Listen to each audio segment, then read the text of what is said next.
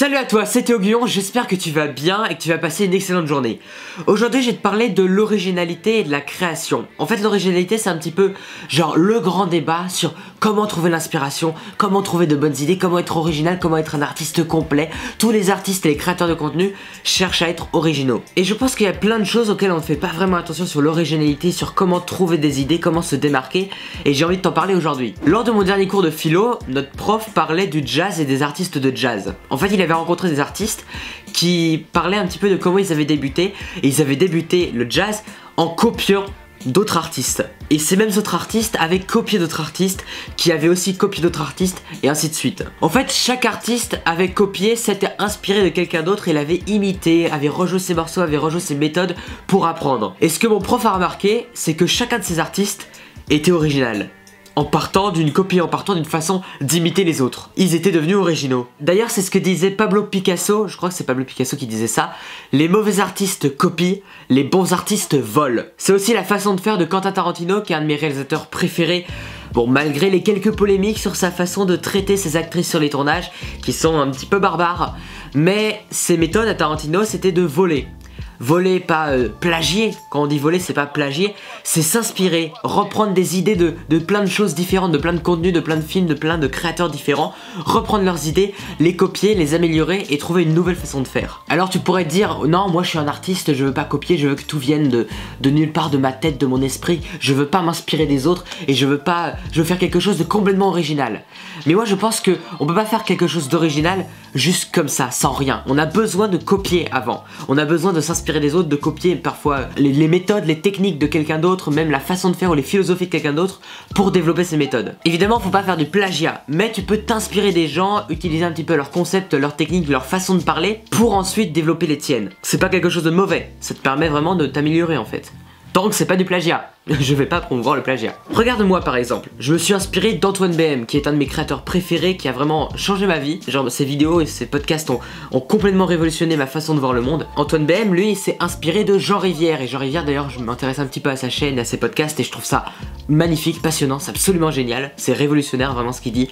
Et je comprends pourquoi il s'est inspiré du coup. Et même Jean Rivière lui-même s'est inspiré d'autres personnes, notamment de Épicure, je crois, qui est un philosophe, alors je sais pas s'il est grec ou romain, je sais plus du tout, mais il s'est inspiré d'Épicure. Et du coup, on a moi, Antoine BM, Jean Rivière, Épicure et d'autres inspirations peu à peu, et aussi d'autres personnes qu'on pourrait mettre dans cet ordre, dans cette hiérarchie d'inspiration. On copie toujours quelqu'un à la base, on s'inspire toujours de quelqu'un pour trouver sa philosophie de vie, sa façon de faire, sa méthode de travail, sa façon de parler, on copie toujours quelqu'un. D'ailleurs, quand t'es petit, bah tu vas essayer de copier les plus grands, tu vas essayer de parler comme les plus grands, d'agir comme les plus grands. Tu vois des petites filles de 12 ans qui vont mettre du maquillage comme les adultes alors que bah, elles sont pas adultes. Et je pense que c'est pas forcément un mal de vouloir copier les autres, parce que ça te permet d'évoluer. Mais comme je te disais, il faut pas faire du plagiat. Moi je pense qu'il faut faire de la traduction. Ce que j'entends par de la traduction, c'est de par exemple, au tout début, prendre l'idée de quelqu'un, prendre la philosophie de vie de quelqu'un. Par exemple, si tu regardes Antoine BM, sa philosophie de vie c'est on ne le fait pas chier, il est complètement libre. D'être complètement libre, voilà, on n'a plus à le faire chier, on l'oblige à rien en fait. C'est ça sa philosophie. Sa philosophie c'est une sorte de philosophie de plaisir et de calme, de sérénité vraiment où on le fait plus chier, c'est ça son truc en fait. Bah je peux prendre cette philosophie et je peux la traduire à ma façon. Traduire comme si tu la traduisais dans une autre langue. Tu utilises tes propres souvenirs, tes propres idées, tes propres philosophies, tes propres méthodes. Tu traduis tout ça dans ton cerveau et t'apportes une façon nouvelle de voir les choses, une façon nouvelle de voir la liberté par exemple avec Antoine BM. Une façon nouvelle de penser cette philosophie-là. Voilà, ne sois pas un copieur, un plagieur, mais sois un traducteur. Même un voleur, il y en a qui disent un voleur. Tu vas te réapproprier les œuvres. Tu vas réadapter les philosophies que tu vas avoir autour de toi. En fait, c'est un peu pour ça qu'on dit qu'on est la moyenne des 5 personnes avec qui on passe le plus de temps. Moi, je pense aussi qu'on est la moyenne des 5 contenus qu'on regarde le plus. D'ailleurs, ça se voit beaucoup sur ma chaîne, que je m'inspire beaucoup de Jean Rivière, Antoine BM et de plein d'autres youtubeurs comme ça, parce que parfois mes vidéos sont pas complètement originales. Parce que tout simplement, ce que tu regardes, les gens que tu côtoies, tu vas être un peu la moyenne de tous ces gens. Tu vas tu vas te réapproprier tout ce qu'ils te disent, même sans le vouloir forcément, hein. Juste dans ton subconscient, bah ça va travailler. Et pour te rendre compte de ça, je te conseille de faire un arbre d'inspiration. C'est une méthode qui a été créée par Austin Kleon, qui est un auteur qui a écrit des livres qui s'appellent Voler comme un artiste, Partager comme un artiste, et qui a aussi créé une sorte de petit journal de bord à compléter pour trouver des idées et des inspirations. Je l'ai jamais utilisé la méthode de l'arbre d'inspiration, mais ça fait longtemps que j'ai envie de faire une vidéo là-dessus, ou d'en parler en tout cas en vidéo. En fait, cette méthode, c'est de partir de toi et de trouver 3 personnes qui t'inspirent. Moi, imaginons que je prenne Antoine BM, Jean Rivière et Seth Godin, par exemple, j'ai les livres derrière moi. Tu vas trouver pour chacune de ces 3 personnes 3 autres inspirations. Par exemple, je vais reprendre Antoine BM. Bon, alors je vais peut-être pas reprendre Jean Rivière aussi chez Antoine BM, mais je peux prendre. Il s'inspire de Casey Neistat, il s'inspire de Stan Ledoux de Marketing Mania, il s'inspire de plusieurs personnes comme ça. Jean Rivière aussi, Seth Godin aussi, et des inspirations. Et ensuite, tu repars un peu plus loin, tu essaies d'explorer, et tu peux même te créer un arbre généalogique, voilà, un arbre d'inspiration où tu vas avoir, je sais pas, des centaines et des centaines de personnes qui vont t'inspirer. Tu vas découvrir que tu as été inspiré par un vieux philosophe romain.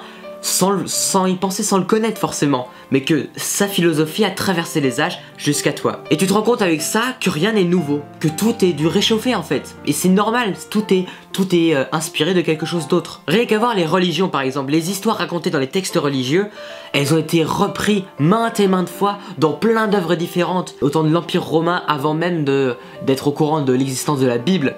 Ces histoires-là étaient déjà racontées avant, par des gens partout dans le monde. Ils racontaient tous les mêmes histoires pour passer les mêmes messages.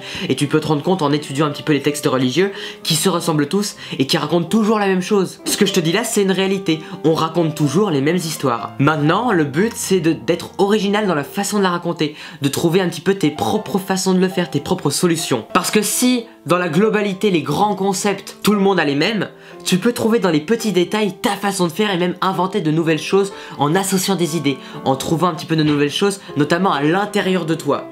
Il faut pas forcément voir à l'extérieur chez les inspirations, tu vois ton arbre d'inspiration, faut aussi voir à l'intérieur de toi tes souvenirs, tes pensées, tes philosophies, ce que tu veux faire dans la vie, ce que tu ne veux pas faire dans la vie. Et en développant un petit peu tout ça, tu vas voir ce que les gens ne comprennent pas selon toi, ce que toi t'as l'air de comprendre par rapport aux autres.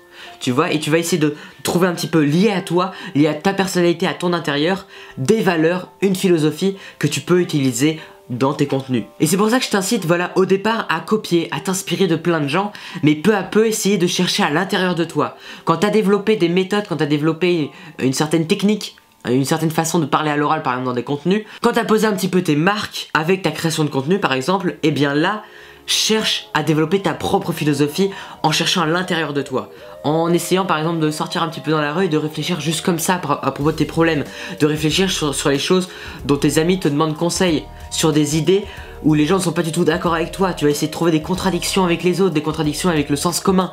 Là tu peux trouver des idées vraiment intéressantes. Et voilà, c'est de là que viendra la vraie originalité. Voilà, tout ça pour te dire qu'on raconte toujours la même chose, toujours depuis la nuit des temps on raconte toujours les mêmes histoires. Tu regardes les scénarios de films ou les récits de la Bible, c'est toujours les mêmes histoires. Il y a des vengeances, il y a des histoires d'amour, il y a plein de choses comme ça. Il y a des personnes qui se retrouvent seules au monde et qui doivent faire face à des grandes instances ou des grandes instances politiques ou même des monstres à combattre, des histoires héroïques comme ça. On nous raconte depuis des millénaires. On nous raconte toujours les mêmes histoires, on a toujours les mêmes notions un petit peu dans la vie. Tu regardes même dans le développement personnel, il y a toujours des notions de bonheur, d'entrepreneuriat, de choses comme ça, toujours les mêmes notions.